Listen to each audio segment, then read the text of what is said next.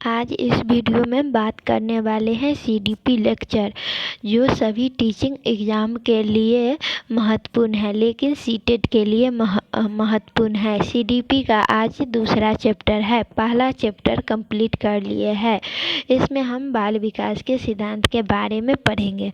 यहाँ पे सिद्धांत का मतलब होता है सार्वभौमिक। सार्वभौमिक का मतलब होता है कि सभी लोगों के लिए एक समान।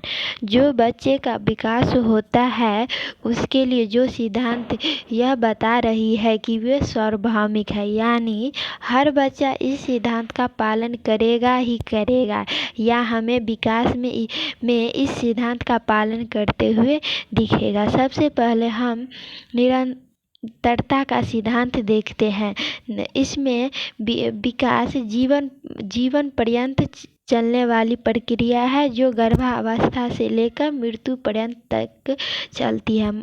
यानी इस सिद्धांत में जब बच्चा माँ की कोख में ही रहता है तो वहाँ से उसका विकास आरंभ हो जाता है, और जब तक मृत्यु को प्राप्त न कर ले तब तक यह विकास चलता ही रहता है।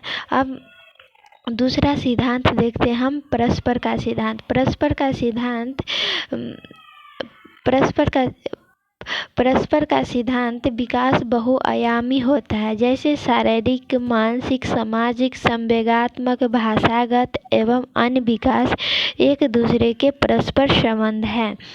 यानी यहाँ पे हम बोल रहे हैं कि विकास बहुआयामी है, यानी सभी विकास एक दूसरे से जुड़े हुए हैं। हम किसी एक को पृथक नहीं कर सकते। ये विकास का दूसरा सिद्धांत हुआ, परस्पर संबंध का सिद्धांत। अब हम विकास के तीसरा सिद्धांत देखते हैं। विकास का तीसरा सिद्धांत, विकास की भविष्यवाणी की जा सकती है। विकास पूर्वानुमान होता है। एक बालक की वृद्धि एवं विकास के बारे में हम जानकर भविष्यवाणी कर सकते हैं कि वो आगे चल के क्या बनेगा। जैसे हम कोई बालक देखते हैं तो उसके उम्र के हिसाब, अगर उसका लंबाई छोटा है तो हम बता देते हैं कि वह आगे चल के कितना लंबा होगा। वैसे ही जब हम किसी लड़का को देखते हैं कि वो बहुत तेज है पढ़ने में, तो उसको देख के हम बता देते हैं कि वो आगे चल के क्या बनेगा। तो यहाँ पे हम विकास की भविष्यवाणी की जा सकती है। यह विकास के तीसरा सिद्धांत है।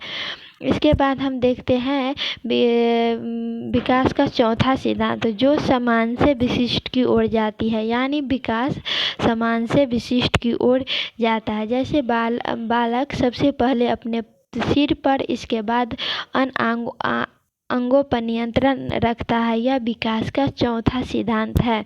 इसके बाद हम पांचवा सिद्धांत देखते हैं, जो एकीकरण का सिद्धांत है। यानी बालक पहले अपने हाथ को, फिर उंगलियों को, फिर हाथ एवं उंगलियों को एक साथ चलाना सीखता है। यह एकीकरण का सिद्धांत है। यह विकास के पांचवा सिद्धांत है। इसके बाद हम देखते हैं छठा सिद्धांत, व्यक्ति अंतर का सिद्धांत। कोई भी व्यक्ति एक जैसा नहीं होता है, जैसे वह जुड़वा बच्चा क्यों न हो, कुछ न कुछ अंतर होगा ही। हम देखते हैं कि जब अगर कोई जुड़वा बच्चा जन्म लेता है तो उसके रंग, रूप या पढ़ाई लिखाई या लंबाई चौड़ाई, किसी में न किसी में हम इसमें अंतर देखते ही है। इसलिए कहा गया है कि कोई भी व्यक्ति एक जैसा नहीं होता। यह विकास के छठा सिद्धांत है। इसके बाद हम आगे देखते हैं सातवां सिद्धांत, जो विकास क्रम की एक रूपता का सिद्धांत है। विकास एक निश्चित क्रम में चलता है, जैसे गर्भावस्था, शिशुवावस्था, बाल्यावस्था, किशोरावस्था, प्रौढ़ावस्था और वृद्धावस्था। यानी विकास को में जब बच्चा जन्म लेते हैं तो वह पहले गर्भावस्था में होता है। उसके बाद ये नहीं है कि वो तुरंत बाल्यावस्था के में चला जाएगा। इससे पहले वो शैशवावस्था में आएगा, इसके बाद वो बाल्यावस्था में, इसके बाद वो किशोरावस्था में, इसके बाद वो प्रौढ़ावस्था में, इसके बाद वृद्धावस्था में। वह एक क्रम से चल रहा है। इसलिए यहाँ कहा गया है कि विकास क्रम की एक रूप की तरह चल रहा है। इसलिए यहाँ विकास को एक रूपता का सिद्धांत कहा गया है। इसके बाद हम देखते हैं आठवां सिद्धांत जो है समान प्रतिमान का सिद्धांत। यानी एक जाति के विभिन्न जीवों का पैटर्न पूरे विश्व में एक ही जैसा होगा। जैसे मनुष्य का बच्चा मनुष्य जैसा ही दिखेगा, हाथी का बच्चा हाथी का ही दिखेगा। यानी यहाँ समान प्रतिमान है। माने प्रतिमान का मतलब ये हुआ कि एक जैसा ही वो दिखेगा। किसी मनुष्य का बच्चा हाथी के जैसा ना दिखेगा या हाथी का बच्चा मनुष्य के जैसा ना दिखेगा। इसमें कहीं समान वो रहता ही है। इसीलिए यहाँ पे समान प्रतिमान का इसे सिद्धांत कहा गया है। इसके बाद हम देखते हैं वर्तुलाकार गति का सिद्धांत। वर्तुलाकार गति का सिद्धांत यानी विकास लंबवत या रेखीय न होकर वर्तुलाकार होता है। यानी हम यह न कह सकते हैं कि किसी क्षेत्र में विकास ज़्यादा हो गया या किसी में कम।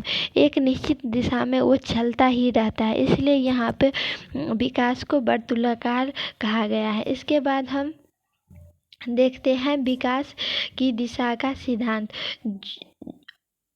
सिद्धांत जो बहुत ज़्यादा इम्पोर्टेंट है, क्योंकि यहाँ से सबसे ज़्यादा क्वेश्चन यहीं से आता है सीटेट में।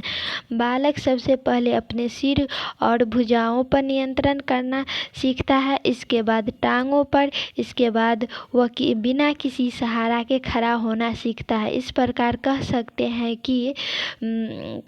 हैं कि वो दो तरह से होता है। दो तरह से वो अपना शरीर पर नियंत्रण करना सीखता है। पहला है सिफ्लोकोडल, जिसे इंग्लिश में इसका नाम तो है सिफ्लोकोडल। इसका 3 नाम हिंदी में हो जाता है मस्तक धरमुखी, सिरगामी, सिरोपादीय सिद्धांत। यानी इंग्लिश का तो एक ही नाम रहा, लेकिन इसे एग्जाम में इस तीनों में से कोई सा भी नाम दिया रहता है। इसका मतलब हुआ ये सिद्धांत हुआ मस्तकोधरीमुखी, शीर्षगामी, सिरोपादीय सिद्धांत।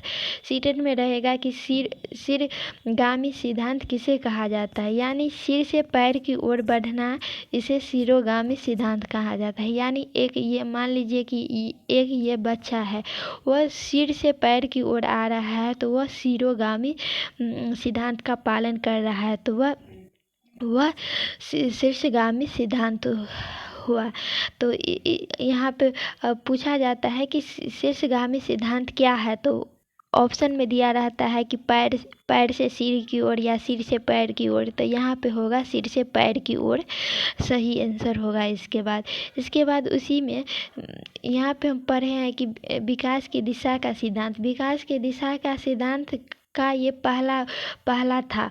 अब हम ये दूसरा पढ़ेंगे, जो है प्रॉक्सिमोडिटल, माने समीपस्थ से दूरस्थ की ओर अधोगामी हुआ समीप दूराभिमुखी सिद्धांत।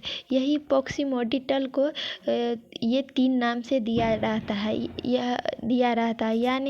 यानी केंद्र से परिधि या सिर के बाहर की ओर, अंदर से बाहर की ओर। जैसे शरीर के मध्य हम लोगों का रीढ़ का हड्डी हुआ, रीढ़ के हड्डी से बाहर की ओर जाना अधोगामी सिद्धांत कहलाता है। इसके बाद रीढ़ की हड्डी भुजाओं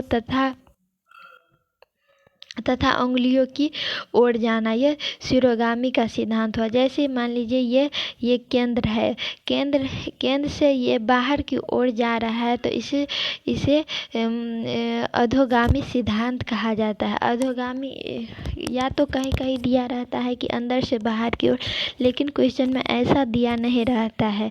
क्वेश्चन में दिया रहता है कि जैसे जैसे वो दिया रहता है कि वह बालक फुटबॉल खेलने से पहले दौड़ रहा है, तो वैसा दिया रहता है, तो वहाँ पे चुनना रहता है कि यह अधोगामी है कि शीर्षगामी है। तो अधोगामी को पहचानने के लिए सबसे अच्छा ट्रिक यह है कि मुख्य क्रिया करने से पहले अगर आसान क्रिया हो रही है तो वह अधोगामी सिद्धांत होगा। जैसे मान लीजिए कि बालक फुटबॉल खेलने से पहले दौड़ रहा है, तो उसका मुख्य क्रिया क्या है? मुख्य क्रिया तो इसका फुटबॉल खेलना है, लेकिन वो पहले क्या कर रहा है? दौड़ रहा है। तो आसान क्रिया क्या हुआ? दौड़ रहा है, तो आसान क्रिया ये हुआ, तो इसलिए यहाँ पे ये अधोगामी सिद्धांत है। एग्जाम में ऐसा ही दिया रहता है कि बालक फुटबॉल खेलने से पहले दौड़ रहा है, तो वह कौन सा सिद्धांत है? तो वह अधोगामी सिद्धांत होगा। यह सबसे इम्पोर्टेंट है यहाँ का। यहाँ से सबसे सीटेट में 1 से 2 क्वेश्चन यहाँ से आता ही आता है। इसके बाद हम चलते हैं कि आगे ही इसी चैप्टर में रहता है कि विकास